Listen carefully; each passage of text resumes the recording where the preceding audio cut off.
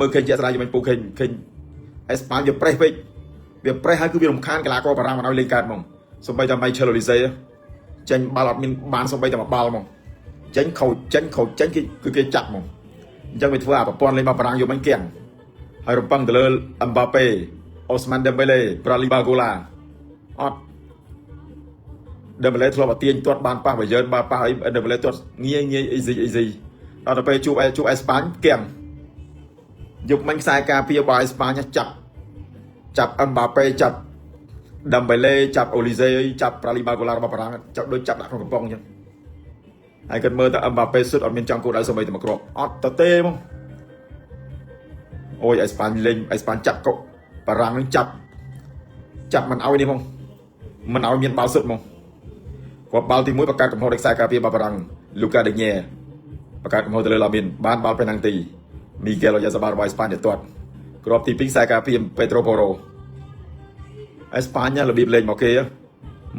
មួយតែច្បាស់ការរក្សាបាល់ការឲ្យបាល់ការចែកបាល់គឺគុណភាពទាំងអស់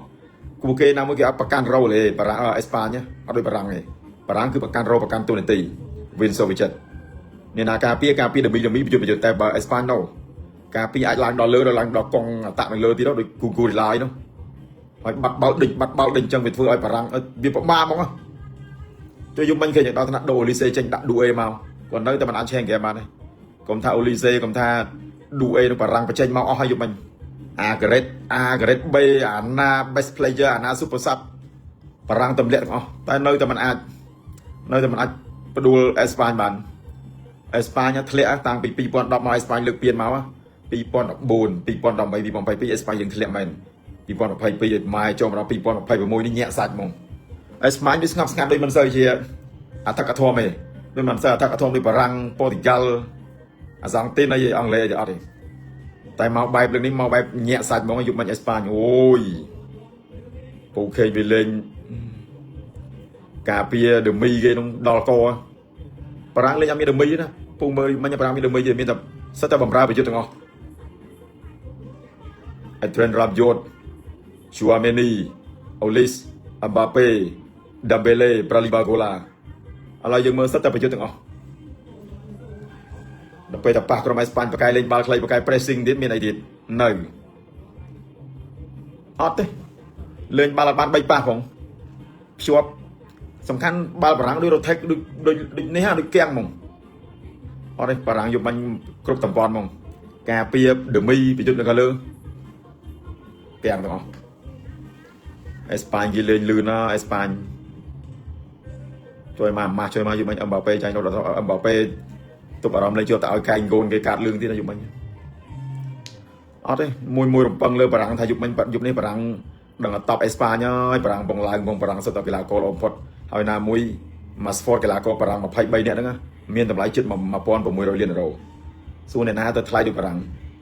គាត់កីឡាករបារាំង4នាក់នៅកលើជិត600លានជិត500លានជិត600លានហ្នឹងដល់ពេលមកប៉ាជាមួយអេស្ប៉ាញនេះក៏មានអីទៀតរីគីនអត់ទេវាមិនគួរឲ្យជឿដល់ពេលបានមើលបារាំងបានដឹងថាបារាំងយ៉ាក់ហ្មងយប់មិញចាយអត់ចាញ់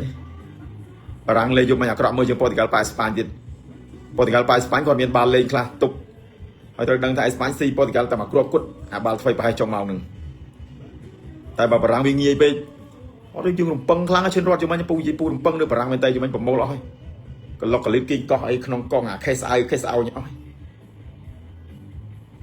មកច្បាស់ណាដេកអាហ្នឹងមិនអញ្ចឹងឆ្ងល់ដែរយកឆ្ងល់ទៅជួយមិនបាននៅសុកបារាំងតតិចមកហើយ under over 2គ្រាប់ឡាពូនឹកគេទៅជួយបានស្រួលអាមេនឹងវាច្បាស់ទៀតម៉ែមែនដេកបើអេស្ប៉ាញ 2-0 under ទៀតលលាទាំងអស់យមិញមេស៊ីតិចយមិញអាណាវាយអាណា over នេះអាតង់ជន់បារាំងថែទៀតលេងហ្មងអើយ